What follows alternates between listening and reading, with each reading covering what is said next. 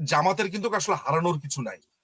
এই 50 বছরের রাজনীতির পরে তারা যে রেটরিকটা ছিল তাদের রাজাকার, আলবদর, খেয়াল করে দেখেন আজকে ওপেনলি বাংলাদেশে বলা হচ্ছে আমি রাজাকার, ওপেনলি বলা হচ্ছে যে মুক্তিযোদ্ধাদের বিচার করতে হবে। আমি তো এখন অহরহ দেখতে পাচ্ছি যে মুক্তিযোদ্ধারা নাকি বিহারীদেরকে হত্যা করেছে, মুক্তিযোদ্ধারা নাকি, মানে সোজা কথা হচ্ছে যে এই যে আপনার মুক্তিযুদ্ধের যেই পুরো হোল স্পিরিটটা, সেইটাকে ঠিক যেভাবে জামাত আক্রমণ করেছে এবং সেটার জন্য কোনো প্রতিরোধ নাই, এই জায়গাটাই আমি জামাতের তরফ থেকে জামাতের এটি আমার কাছে বিজয় মনে হয়। কারণ ওরা কিন্তু এই ইলেকশনটা থেকেও সবচেয়ে বড় মনে করেছে যে বাংলাদেশে ওদেরকে যে রাজাকারের মিথ, সেইটা ভেঙে তারা একটা জায়গাতে দাঁড়ানো, তারা এটা মনে করছে।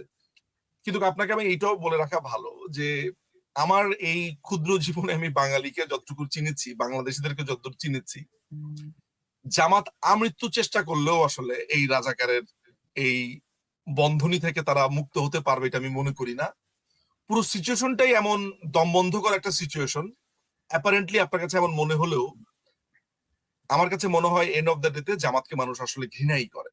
এবং যদি আজকে শুধুমাত্র বাংলাদেশ আওয়ামী লীগের কথা বাদ দেন, জাতীয় পার্টি যদি ধরেন একটা শক্তিশালী জায়গাতে দাঁড়া থাকতে পারতো, আহ, আমরা যেরকম ভাবে এক্সপেক্ট করি জাতীয় পার্টিকে, তাহলেও আমার মনে হয় যে সেকেন্ড লার্জেস্ট ভোটটা তারাই পেত। কিন্তু আনফর্চুনেটলি জাতীয় পার্টি ইলেকশনে আসতে পারবে কিনা বা তাদের যে পুরো হোল রাজনৈতিক কাঠামো সেটা দুর্বল হওয়ার কারণে জামাতকেই শেষ পর্যন্ত হয়তো বা মনে করতে পারছি যে তারা অনেকগুলো সিট পেতে পারে, হাড্ডাহাড্ডি লড়াই হবে। আদারওয়াইজ আপনি আজকে যদি ধরেন আপনি এইভাবে কল্পনা করেন যে আজকে আওয়ামী লীগ ইলেকশনে আসতে পারছে, আপনি আপনার কি মনে হয় যে জামাত 10টার বেশি আসন পেত বা জামাতের পক্ষে এটা সম্ভব হতো? জাস্ট আপনি চিন্তা করেন দেশে আর কোনো ঝামেলা নাই, নর্মাল ইলেকশন হচ্ছে, জামাত ইলেকশনে এসেছে এরকম একটা সিচুয়েশনে।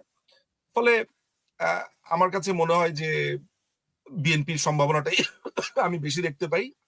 জামাতের জন্য ইলেকশনটা জেতা না, জামাত তার যে পুরনো লজ্জাজনক ইতিহাস সেটা থেকে দাঁড়ানোটাই জামাত সবচেয়ে বড় জয় মনে করে, মানে বলে মনে করে।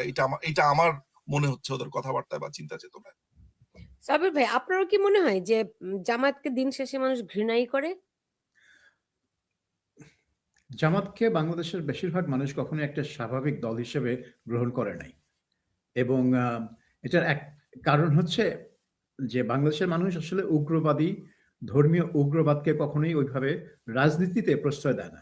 তারা হয়তো নিজেরা মানে ব্যক্তিগত জীবনে খুবই ধার্মিক, তারা হয়তো রাত জেগে ওই ওয়াজ মাহফিলে যায়, বিভিন্ন বয়ান শুনে, কিন্তু যখন ভোট দেওয়ার সময় আসে তখন কিন্তু তারা কোনো উগ্র রাজনৈতিক দলকে ভোট দেয় না, সেটা ধর্মীয় উগ্রবাদ হোক বা রাজনৈতিক উগ্রবাদ হোক। তাহলে আর তার সাথে যোগ হয়েছে ৭১-এর ঘটনা। ঘৃণাটা আসে ৭১ থেকে, ওই ধর্মীয় উগ্রবাদ বলে না। ধর্মীয় উগ্রবাদ বলে তাদেরকে তারা দূরে রাখতে চায়, কিন্তু ৭১-এর কারণে বাংলাদেশে অনেকের চোখে ঘৃণা আসে যখন তারা জামাতের কথা ভাবে। এবং আমার মনে আছে একজন জামাতের একজন প্রাক্তন প্রয়াত নেতা, নিজামুদ্দিন নিশ্চয়ই জানেন, ব্যারিস্টার ছিলেন, আব্দুর রাজাক। তার সাথে আমার একটা আলাপ হচ্ছিল, তিনি আমাকে জিজ্ঞেস করেছিলেন যে জামাতকে স্বাভাবিক দল হিসেবে ফিরে আসতে কি করতে হবে। এটা হচ্ছে 2009 সালের কথা, 2009 সালের জানুয়ারি, হ্যাঁ, ওই 2008 সালের নির্বাচনের পর। আমি তাকে বলেছিলাম আপনারা দুটো কাজ করেন, একটা হচ্ছে আপনাদেরকে স্ট্রেট অ্যাডমিট করতে হবে যে ৭১-এ আপনারা একটা বিরাট ভুল করেছিলেন এবং সেজন্য আপনারা ক্ষমা প্রার্থী, এটা এক। আর ২ নম্বর হচ্ছে যে ৭১-এ আপনাদের যত নেতা ছিল পার্টির, সবাইকে দল থেকে বাদ দেন, তাদেরকে অবসরে পাঠিয়ে দেন। আপনাদের নেতৃত্ব পুরো পোস্ট 71, পোস্ট 72 নেতৃত্ব নিয়ে আসেন। তখন সে বলে যে দুটোর একটা করলে হবে না। আমি বললাম যে না, আপনাদের এই ৭১ হচ্ছে আপনাদের অ্যালবাট্রস, আপনাদের ঘাড়ে বসে আছে সে। এই ৭১-কে আপনারা যতদিন ফেলতে না পারবেন ততদিন আপনারা স্বাভাবিক রাজনৈতিক দল হিসেবে গৃহীত হবেন না, এবং এটার জন্য এই দুইটা কাজ আপনাকে করতেই হবে। কিন্তু দেখেন আজ পর্যন্ত কিন্তু জামাত তারা স্বীকারই করে না যে তারা ভুল করেছে।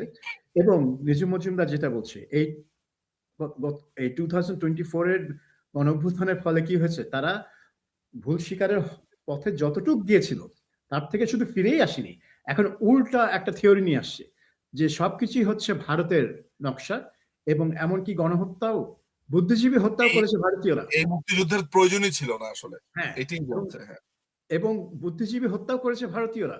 আমি এটাও শুনেছি টক শোতে যে ডিসেম্বরের ৮ তারিখের পর থেকে নাকি পাকিস্তান আর সেনাবাহিনী কোনো নিয়ন্ত্রণই ছিল না ঢাকায়।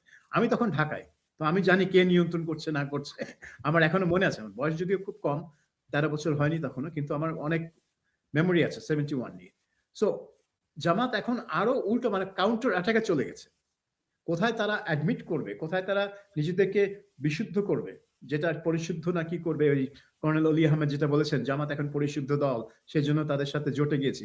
তো ওনারা তো পরিশুদ্ধ তো দূরে থাক, তারা উল্টা তারা একটা রিভিশনিস্ট পথে নেমেছেন। সো এটা আমি ফুললি এগ্রি করি নিজে মজুমদারের সাথে যে এই পট পরিবর্তনটা জামাতের জন্য সবচেয়ে সুবিধাজনক হয়েছে। তাদের ভোটটা একটা টোটালি পাল্টে দেওয়ার জন্য একটা সুযোগ সৃষ্টি করে দিয়েছে। এবং তাদের কিন্তু এই যে কথাগুলো তারা বলেছে 14 ডিসেম্বর থেকে শুরু করে 16 ডিসেম্বর, এটা নিয়ে কিন্তু কোনো প্রতিবাদ, কোনো পুশব্যাক কিচ্ছু হয়নি। সরকার থেকে তো হয়নি, এবং সরকারের বাইরেও যারা নর্মালি মুক্তিযুদ্ধ নিয়ে কথা বলেন তারাও কিন্তু মোটামুটি চুপচাপ হয়েই বসে আছেন। তো নিজু মজুমদার, আওয়ামী লীগ ছাড়া এই নির্বাচন কতটা গ্রহণযোগ্য হবে? সেটাতে আমি আসছি। এখানে আমার মনে হয় আরেকটু আপনাকে আমি একটু বলি, সেটা হচ্ছে যে জামাতের এই ইলেকশনের একটা ব্যাপার যে সাবির ভাই যেটা বললেন যে পোস্ট 72 যদি আনেও, আমি কিছু প্র্যাকটিক্যাল উদাহরণ দেই। সেটা হচ্ছে যে বাংলাদেশের মানুষ মূলত আল্লাহ এবং ইল্লাহ, এই দুটোকেই আমরা কথায় কথায় বলি, এই দুটোকেই আসলে চায়। বাঙালি, আমি জানি না বৃহত্তর অর্থে বাঙালি বলা উচিত কিনা, আমি বাংলাদেশিই বলি, আর একটু ছোট করে আনি ভূখণ্ডটাকে বা রাষ্ট্র সীমানাতে নিয়ে আসি। আমি আমার জীবদ্দশাতে বাংলাদেশিতে, বিশেষ করে বাংলাদেশি মুসলমানের যে ক্যারেক্টার যেটা আমি দেখেছি, তারা মনে করে যে সে যদি কারো ক্ষতি করে এবং যদি গভীরভাবে সে আল্লাহর কাছে এটার জন্য ক্ষমা চায়, তাহলে সে ক্ষমা পেতে পারে। ফলে সে একই দিকে চাকভুম নাচ দেখতে তার খুব ভাল লাগে, তার পানীয় খুব ভাল লাগে, আপনার অ্যালকোহল তার খুব ভাল লাগে, এবং একই সাথে সে জুমার নামাজ পড়তে খুব পছন্দ করে। সে প্রতি জুমাতে বাংলাদেশের মানুষ জুম্মা মোবারক বলতে সে খুবই পছন্দ করে। জুম্মা মোবারক বলতে বলতে এসে যে তরুণটি বলছে, তার আবার একজন নারীর দিকে খুবই তাকাতেও তার খুব পছন্দ, তার খুব ভাল লাগে, সে ভালোবাসে। সো এই যে দুই ধরনের কন্ট্রাডিক্টরি ভালোবাসা, এই ভালোবাসা তাকে আজীবনই যে কোনো, বিশেষ করে জামাতের মতো একটা উগ্র ইসলামিক দলের ব্যাপারে তার সবসময় মাথায় থাকবে যে জামাতকে যদি ক্ষমতায় আনা হয় তাহলে তাকে খুবই বড় ধরনের একটা সমস্যায় পড়তে হবে। তার জীবনে আর এই দুটো জিনিস একসাথে সম্ভবত আসা হবে না।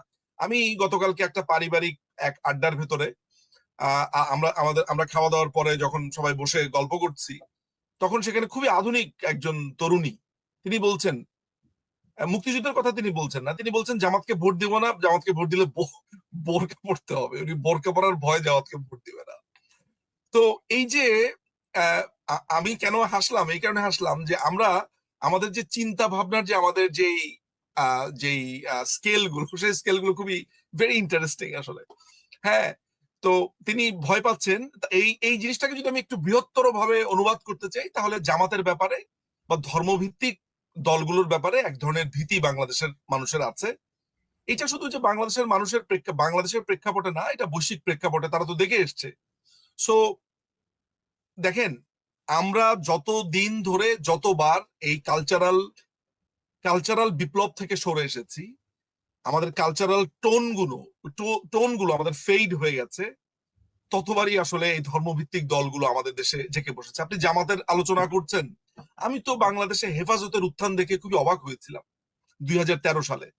আমার তো মনে আছে, সাবির ভাই আপনার মনে আছে কিনা জানি না, আমরা একটা সেম টক শোতে ছিলাম মনে হয় সাইদির ফাঁসির পরপর এটিএন বাংলাতে।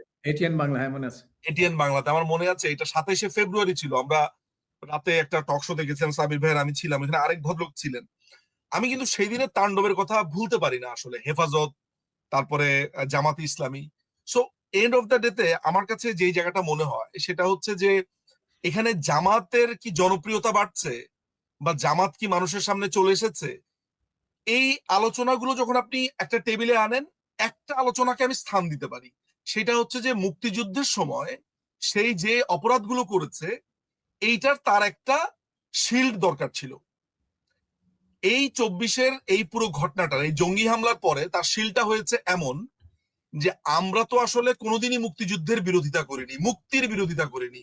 আমরা ভারতের জিঞ্জিরে আটকাতে চাইনি। পিন্ডির জিঞ্জির থেকে কি ভারতের সামথিং একটা বলে মনে হয়, ওদের তো নানান ধরনের শব্দ হচ্ছে। তো এই জিনিসটা তারা বলার সুযোগ পেয়েছে, যেটা সাবির ভাই বলেছে যে যেই ক্ষমা, যে অপরাধ তারা কনফেস করার জায়গা ছিল, সেটা থেকে তারা এই ঘরটাতে তারা একেবারেই দূরে সরে গিয়ে এখন তাদের ওই পজিশনটাকেই তারা আওয়ামী লীগকে আনতে চায়। অর্থাৎ তারা যে পজিশনটা ছিল সেই পজিশনে তারা বারবার আওয়ামী লীগকে আনতে চায় এবং আওয়ামী লীগকে ওইভাবে করে। ফলে আমার কাছে মনে হয় যে জামাতের জনপ্রিয়তা বাড়েনি। বাংলাদেশে কালচারাল বিপ্লব, বাংলাদেশে বই পড়া, চিন্তা, এই শিল্প বিপ্লব বলছি, সাংস্কৃতিক বিপ্লব, এইটা যখনই স্তীমিত হয়েছে, আপনি তখনই ইসলামিক দলগুলোকে, বা ইসলামিক দল আমি বলবো না, এরা তো আসলে ইসলামিক দল না, ইসলামিক দল বললে ইসলামের অপমান করা হয়, এই মৌলবাদী দলগুলো মূলত সুযোগ পেয়েছে। আপনি তাই এগুলাকে সিঙ্গল আউট করে ভাবছেন যে এদের মনে জনপ্রিয়তা বেড়েছে। আপনি 90-এর দশকে কল্পনা করতে পারতেন যে জামাতে এই পজিশনে থাকবে? এটা আপনি ওই মানুষগুলো কোথায় গেছে? তাদেরই তো সন্তানরা এখন জেনজি হয়েছে নাকি? ওই সময় যারা তরুণ ছিল তাদেরই তো, আমাদেরই সন্তান আসলে, আমরা ওই সময় আমাদেরই তো সন্তান এখন জেনজি হয়েছে। তো আমাদের ব্যর্থতার দায়ভার পুরোটাই ব্যর্থতা আমাদের, আমাদের উন্নাসিকতা, আমাদের উদাসীনতা, আমাদের ল্যাক অফ সেন্স, কালচার, এই প্রত্যেকটা জিনিসকে ধারণ করতে না পারার কারণেই আজকে আপনাকে আলোচনা করতে হচ্ছে জামাতের ব্যাপারে। অথচ একটা সভ্য দেশে জামাতের মতো দল, আপনি ইংল্যান্ডে লুনাটিক একটা পার্টি আছে, মনে হয় লুনি পার্টি আছে, এদেরকে দেখে মানুষ হাসে, এদেরকে নিয়ে কখনো কেউ ইলেকশনে জেতার কথা ভাবে না। জামাতের পজিশন ছিল লুনি পার্টির মতো। So it is very unfortunate যে আজকে আমরা সিপিবি কে আমরা শক্তিশালী করতে পারিনি, আমরা বাম মোর্চাকে শক্তিশালী করতে পারিনি তাদের অর্বাচীন রাজনীতির কারণে, আমরা জাতীয় পার্টিকে শক্তিশালী করতে পারিনি। সেগুলোর দায় তো আমাদের আছে নানান ভাবে। বিএনপি ঠিকভাবে রাজনীতি করেনি। ফলে আমার কাছে মনে হয় এই জায়গাটাও একটু দেখার বিষয় আছে দর্শকদের জন্য, ভাবার বিষয় আছে। সাবির ভাই এবং নিজুম মজুমদার, আপনারা দুজনেই বললেন আসলে আগামী নির্বাচন যদি হয় তাহলে বিএনপির জয়ের সম্ভাবনা আছে। সাবির ভাই বাজি ধরতে পছন্দ করেন, সেই সুযোগে একটু আমি বলি, বাজি ধরবেন না? আমিও বাজি ধরি। বাজি ধরবেন নাকি? আমার ধারণা, আমি যতটুকু দেখতে পাই, এতে করে নির্বাচনে মানে 12ই ফেব্রুয়ারি যদি সত্যি নির্বাচন হয়, আমার এখনো সন্দেহ আছে নির্বাচন হবে কিনা। যদি হয় তাহলে জামাত বিজয়ী হবে। সাবির ভাই।